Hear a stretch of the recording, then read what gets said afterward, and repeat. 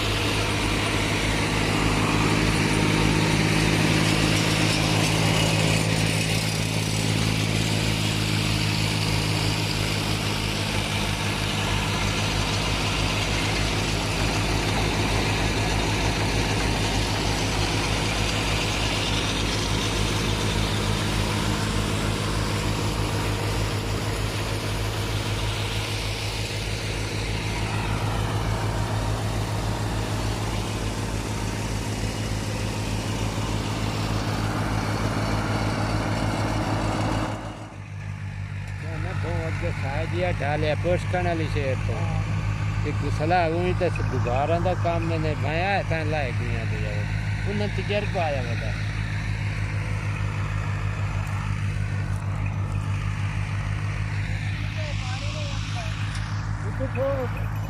अपन ढीला करना